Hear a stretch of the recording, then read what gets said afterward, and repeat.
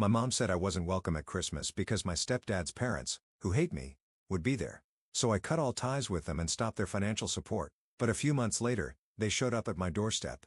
I've always hated phone calls that start with a long pause. They never bring good news. 3 days before Christmas, my mom's hesitation on the other end of the line told me everything I needed to know before she even said it. "Erica, honey, I think it would be better if you didn't come home for Christmas this year." I nearly dropped my coffee mug. "Mom, what are you talking about?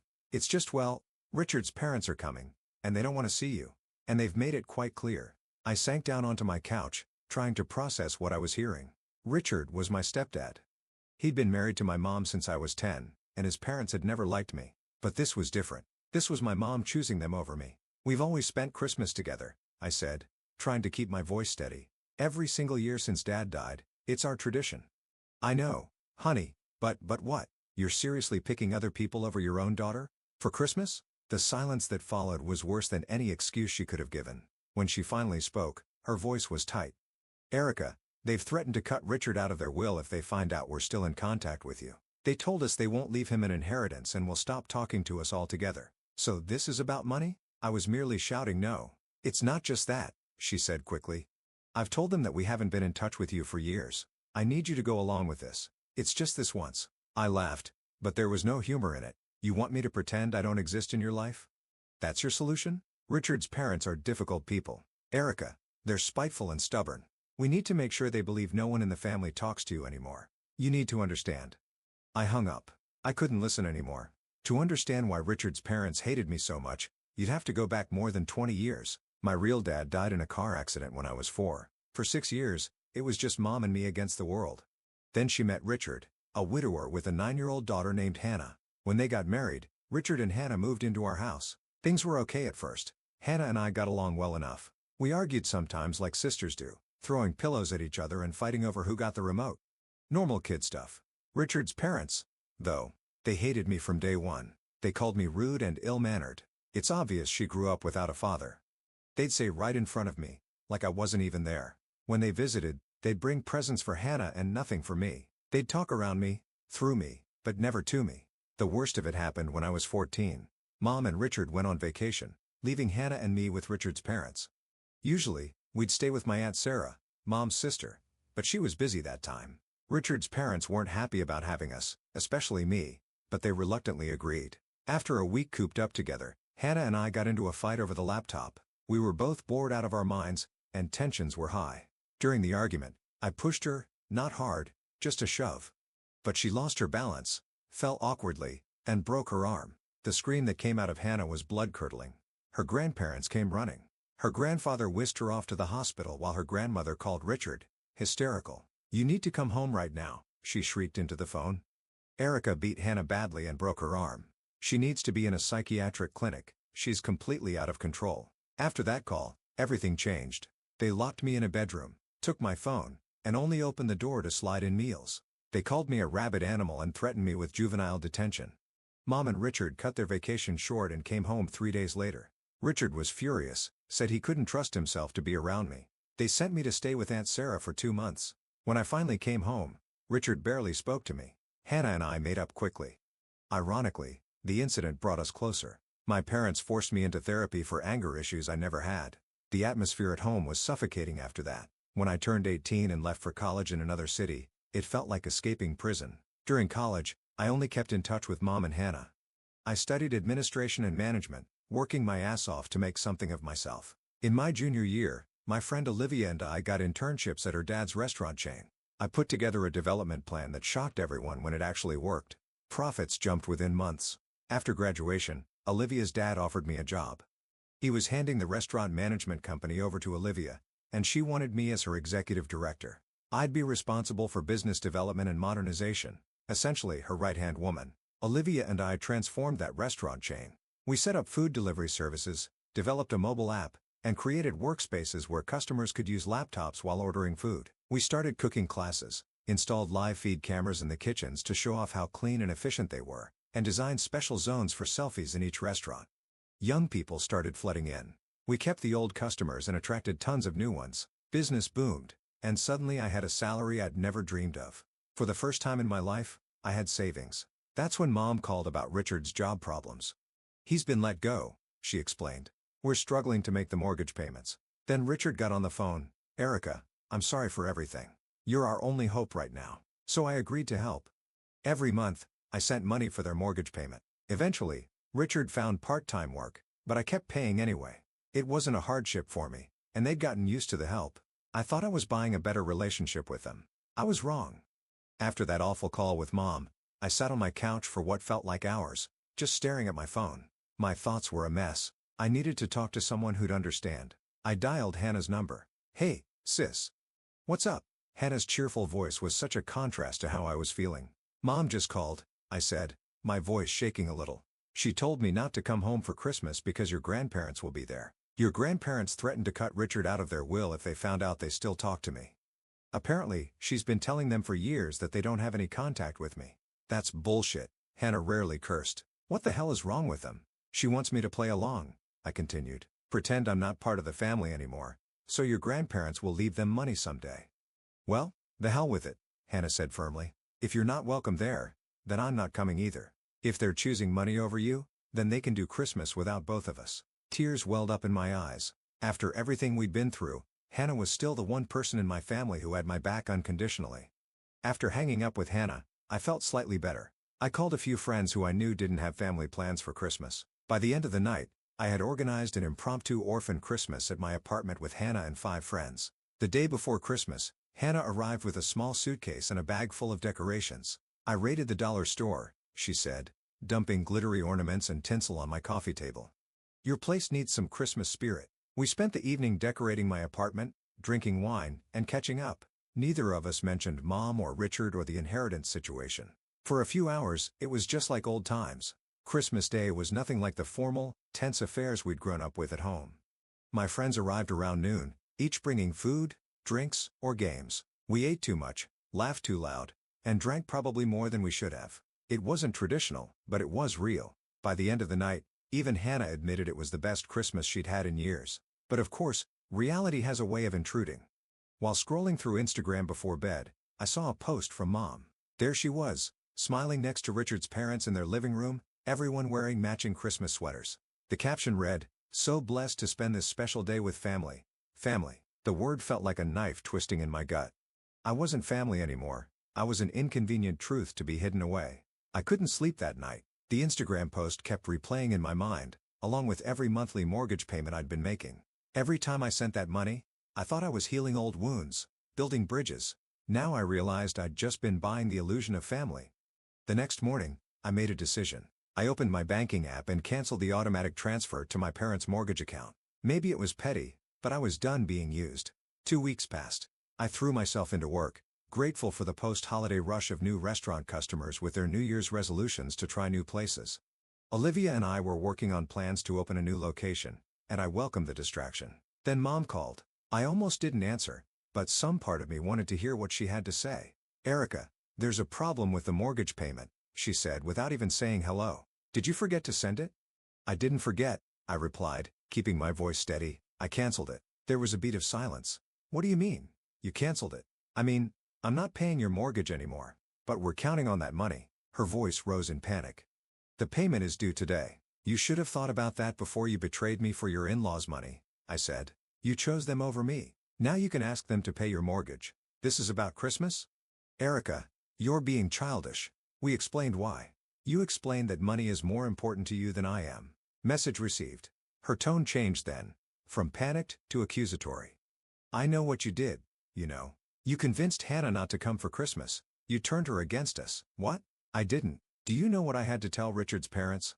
That she was seriously ill. I had to lie and make up a whole story because of you. I couldn't believe what I was hearing. You've gone mad because of this inheritance thing. Normal people don't invent illnesses for their children, Mom.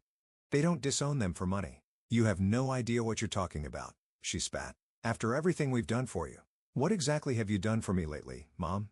Besides kick me out of Christmas and lie about my existence? She hung up on me. The next few months were quiet. Mom didn't call again, and I didn't reach out. Hannah kept in touch, visiting whenever she could. She'd become my only real connection to my old life, the only family member who hadn't betrayed me. I focused on work, throwing myself into new projects. Olivia and I expanded our restaurant brand, opening a new location across town. Business was good, life was stable, but there was still a hollow feeling when I thought about my family. Then one evening in late April, Hannah called. "Hey, I'm gonna come visit you tomorrow. That okay?" Something in her voice sounded off, but I didn't push it. Hannah had always been direct when she wanted to be. The next day, just after 12, my doorbell rang. I opened it to find not just Hannah, but Mom and Richard standing there too. "What the hell?" I stepped back, almost slamming the door. Hannah held up her hands. "Hear them out. Erica, please." Looking at their faces, Mom's anxious, Richard's uncomfortable, Hannah's pleading, I knew this wasn't going to be a short conversation. They filed into my living room like strangers, which I guess they kind of were at this point. Mom clutched her purse to her chest. Richard stood awkwardly by the window. Hannah cleared her throat, so I think Mom and Dad have something they want to say. Mom took a deep breath. "Erica, we came to apologize. What I did, at Christmas was wrong." I waited for more, but she seemed to think that was enough. "That's it?" I finally asked. "We miss you," Richard added. "The house isn't the same without you dropping by. The house I wasn't welcome in at Christmas? The house where you pretend I don't exist whenever your parents visit?" My voice was rising, and I didn't care. "You're gonna have to do better than we miss you." Hannah touched my arm. "Let him finish, Erica." Mom smiled awkwardly. "You're right to be angry. We betrayed you. I betrayed you. I put money ahead of my own daughter, and I've been sick about it ever since. We don't need your financial help anymore," Richard said. "I found a new job better than the old one. We're managing the mortgage payments just fine. That's not why we're here." "Then why are you here?" I asked. "Because we're family," Mom said, her voice cracking. "And we almost threw that away for what? For my in-laws' approval? For money we might get someday?" It was wrong. Something about her sincerity gave me pause. I've been ready for excuses, for guilt trips, for manipulations. I wasn't prepared for genuine remorse. "What about your parents?" I asked Richard. "They still planning to write you out of the will if they find out we talk?" Richard looked down at his hands. "I called them after you stopped sending money. Told them I wasn't going to pretend anymore, that you're my daughter too. They flew off the handle, threatened to disown me, just like they said they would. We had a huge fight." "So what changed?" "I did," Hannah said. "I called Grandma and Grandpa and told them I knew everything, that I fully supported you and Dad, and if they couldn't accept you as part of our family, then they'd lose me too." Mom nodded. "They called back 3 days later, said they'd calmed down and were willing to accept things. They're not ready to lose Hannah." I didn't know what to say. Part of me wanted to forgive them, to have my family back. Another part remembered how easily they'd cast me aside when it was convenient. "I don't know if I can trust you again," I said honestly. "You shut me out when it suited you. What happens next time they threaten to cut you off?" "There won't be a next time," Mom insisted. "We've drawn a line. You're our daughter, and that's non-negotiable." I looked at Hannah, who nodded encouragingly, then at Richard, who seemed more earnest than I'd seen him in years. Finally at Mom, whose eyes were filled with tears. "I'm not saying everything's fine now," I said carefully. "It's going to take time, but I'm willing to try." Mom let out a sob and rushed to hug me. I remained stiff in her embrace, not quite ready to give in completely. "We've been looking into family therapy," Richard said when Mom finally released me, "all 4 of us. To work through the old stuff. Not just this recent mess." "Therapy?" I couldn't hide my surprise. Richard had always scoffed at my forced anger management sessions as a teenager. "It was Dad's idea," Hannah said, looking proud of him. "He says we all have baggage we need to unpack." "I should have stood up for you years ago," Richard admitted, "after the accident with Hannah's arm. I knew it wasn't your fault, but I let my parents dictate how I treated you. That wasn't right." I thought about all the years I'd spent trying to win his approval. The therapy sessions where counselors tried to fix me when I wasn't broken. The way I'd financially supported them even after all that, hoping it would make them love me. That evening stretched into hours of painful but necessary conversation. We talked about old wounds I thought had scarred over but clearly hadn't. About the Christmas betrayal that had been the last straw. About what it would take to rebuild trust. By the time they left, we had a plan. Weekly family therapy sessions starting the following month. Regular dinners, just the 4 of us, no in-laws allowed. Clear boundaries about what was and wasn't acceptable going forward. It wasn't forgiveness, not yet, but it was a beginning. After they left, Hannah stayed behind. She flopped onto my couch with the familiarity of a sister who knew she was welcome. "You okay?" she asked. "I don't know," I answered honestly. Part of me wants to believe them. Another part is waiting for the other shoe to drop. "I get that." She picked at a loose thread on my throw pillow. "For what it's worth, I think they mean it this time. You should have seen Mom after Christmas. She was a mess. Kept saying she'd made a horrible mistake." "Did they ask you to arrange this?" Hannah shook her head. "It was my idea. I was tired of being the go-between." Of hearing them talk about how much they missed you while knowing they'd hurt you so badly. I leaned back, suddenly exhausted. I'm not sure family therapy is going to fix everything. Probably not, Hannah agreed, but it's a step. And I'll be there too, making sure they don't backslide. I smiled at my sister, my real sister, regardless of blood. When did you get so wise? Learned from the best, she said, nudging my shoulder with hers. You never gave up on me, even when we were kids and I was a total brat. Now it's my turn to not give up on this family. That night, after Hannah left, I sat alone in my apartment thinking about second chances. About family, both the one you're born into and the one you choose. About forgiveness. I wasn't sure if I was ready to fully let my parents back in. Trust, once broken, doesn't mend easily. But maybe, just maybe, we could build something new from the pieces of what had been broken. The first family therapy session was as awkward as you'd expect. Dr. Levine, a woman in her 50s with kind eyes and a no-nonsense attitude, had us sit in a circle and talk about our expectations. I just want my family back, Mom said, dabbing at her eyes. I want to understand why I was so easily disposable, I countered. Richard shifted uncomfortably. I want to be a better father to both my daughters. Hannah, always the peacemaker, said, I want us to be honest with each other. No more secrets or lies. Dr. Levin nodded. Those are all valid desires. This won't be easy, but acknowledging what you want is a good start. Over the next few weeks, we met regularly. Sometimes the sessions were productive. Sometimes they devolved into arguments or tears. But we kept showing up. Slowly, painfully, we unpacked years of misunderstandings, resentments, and fears. We talked about why I'd felt compelled to financially support them even after everything that had happened. About how Richard's parents had weaponized their inheritance to control the family. About the Christmas betrayal that had finally broken me. Outside of therapy, we started rebuilding our relationship in small ways. Mom would call just to chat. Richard sent me articles about restaurant management he thought might interest me. Hannah and I maintained our sister bond, stronger than ever. 2 months into therapy, we hit a breakthrough when Richard opened up about his own childhood. My parents always used money to control me, he said. Growing up, if I didn't behave exactly as they wanted, they'd threaten to cut me off. When I wanted to marry my first wife, they threatened to disinherit me because they didn't approve of her. I stood my ground then, but after she died, I guess I didn't have the fight left in me. So when they started treating Erica the same way, Dr. Levine prompted, I fell back into old patterns, he admitted, looking at me with genuine remorse. I'm so sorry, Erica. I failed you. Something shifted in me that day. For the first time, I saw Richard not as the stepfather who'd betrayed me, but as someone who'd been manipulated his whole life, just like I had been. We both deserved better, I told him.